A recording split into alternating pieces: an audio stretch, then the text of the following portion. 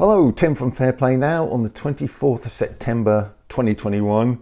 Before I get into the main topic of today's video, I thought I'd give you a couple of resources from the event I went on last weekend concerning homeschooling. I know there's quite a few viewers who are very concerned about that and perhaps educating their children from home, or at least you might know people who are in that situation. And I did promise you some resources which I'll share. The first one is now this is the website to go to. It's called Hope Sussex, all one word, .co.uk. So that's HOPESUSSEX.co.uk.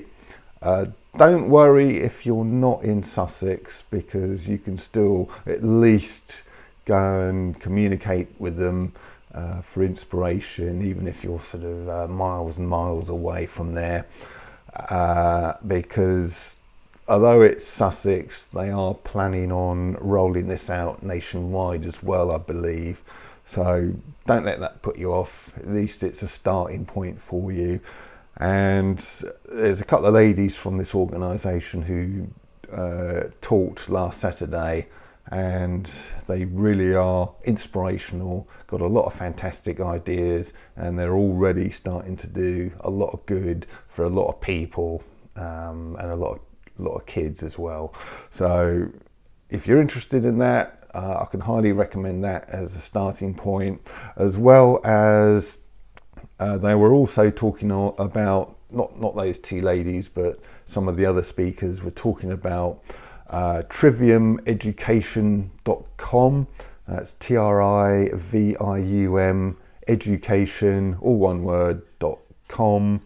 And what that relates to is, it's and I don't know too much about it myself yet, but it's kind of like a system of education, and it really concentrates on critical thinking and all of that kind of thing.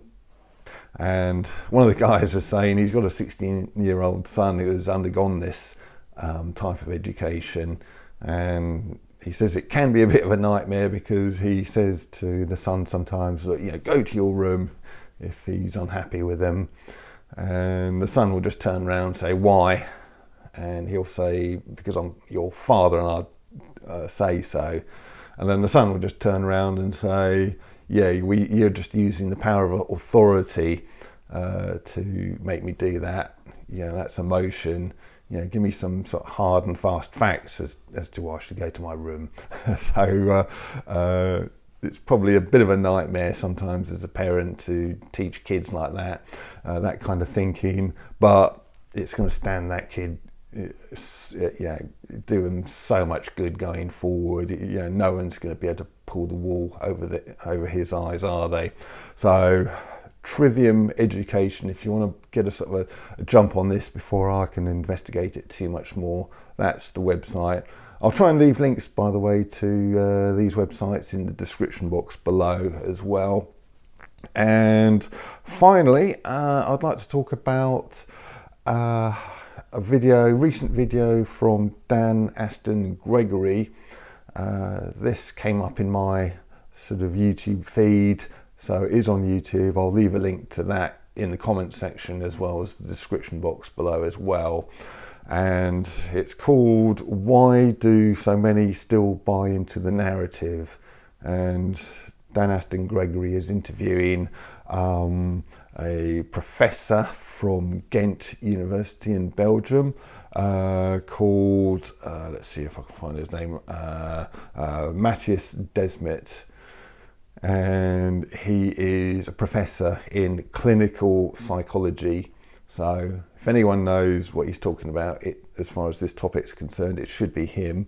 And the question is, what that they're asking here is, does it feel like you've been surrounded by people who have been hypnotized in some way, who have fallen under some kind of spell, because it certainly seems like that, doesn't it? You kind of present people with either sort of facts and figures, or you kind of paint them, well, just come out with logical things like, for instance, you know, if this thing was as serious as they say, why aren't sort of half the people in your street dead by now?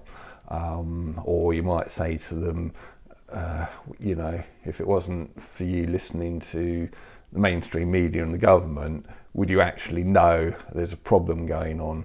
And you come out with sort of things like that, and it just seems to go straight over their heads, doesn't it? You know, they just don't seem to take on logical things like this on board at all, do they? And this video kind of explains why that's the case. He talks about something called mass formation, not misinformation, but mass formation, which is a psychological term for, from what I can see, mass hypnosis. And it kind of, the way totalitarian states begin is they do this mass formation, which is taking people's underlying anxieties and focusing them onto a specific problem. So for example, the lurgy, and then that's how the process starts, and then it just continues from there. It's a fascinating interview. It explains the situation really, really well, and he also talks about ways that it can be countered, so that's good. And the whole thing ends on a positive note, and that is that totalitarian regimes always in the end up destroying themselves.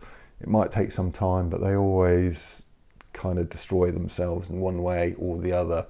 And although sometimes it can take a very long time, which would be bad news, of course, I think personally, I think it'll be a much more speedy process this time round, purely and simply because unlike the 20th century totalitarian regimes, those in the resistance only had very limited ways of reaching people.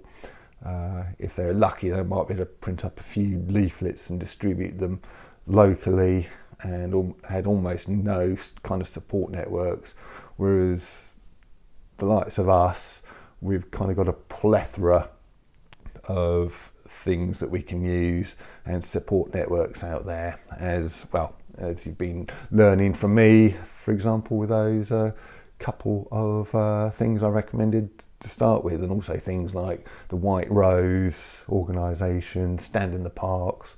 You know, we've got so many things. And also this professor says that one of the ways to counter things is just to keep providing a counter narrative, which will kind of at least make the hypnosis not grow even stronger, and in sort of better case scenarios actually begin to weaken and reverse it. So just by talking to people, just keeping up with the kind of stuff we come out with, just by keeping on posting and leaving comments here, there and everywhere, you are helping in that process. But anyway, I've gone on way too much. I like to try and keep these videos under 10 minutes if I can now, especially as you've got a few things to go and look at. I'll put all the links in the description box below, and as far as this Dan Astin-Gregory one is concerned, I'll also be able to link to that in the comments section below as well. So I'll leave it there. Tim from Fair Play now. Thanks for watching.